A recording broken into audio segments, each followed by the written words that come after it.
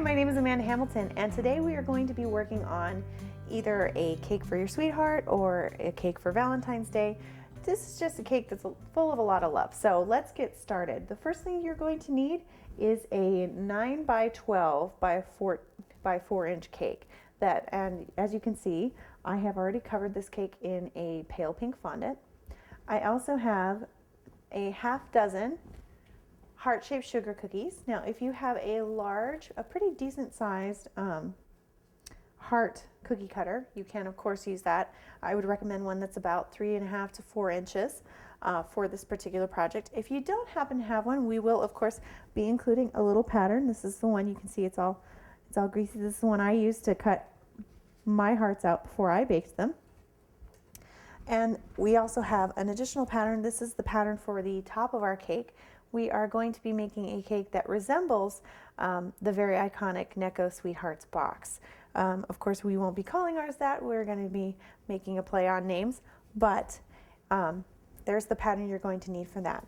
Now, going over here, you are also going to need some more pale pink fondant, some red fondant, some white fondant.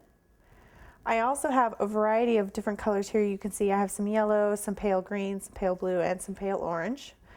I have some cornstarch and vegetable shortening, and we will just be using this, of course, to make our fondant a little bit easier to work with.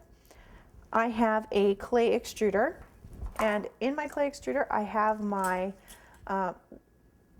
basically my ribbon plate. This is the medium-sized plate. There's a plate that's smaller and a plate that's a little bit larger.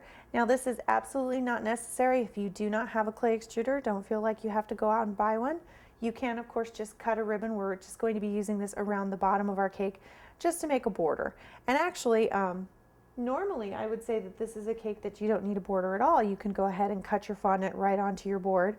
However, sometimes you end up with a batch of fondant that's not always as agreeable to work with as others. And that was the case for this fondant. It was very, very difficult to work with. It was very dry.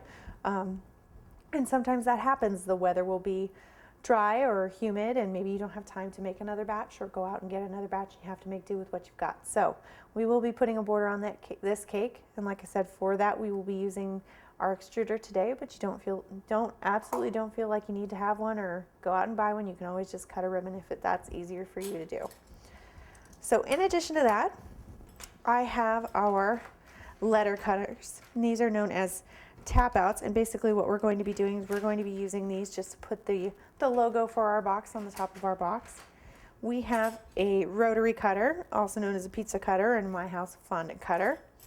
We have some quilting pins, an acrylic rolling pin, our X-Acto knife, and we have a variety of different brushes. We have a flat 1/4 inch brush with synthetic bristles, and this is what we will be using for construction purposes.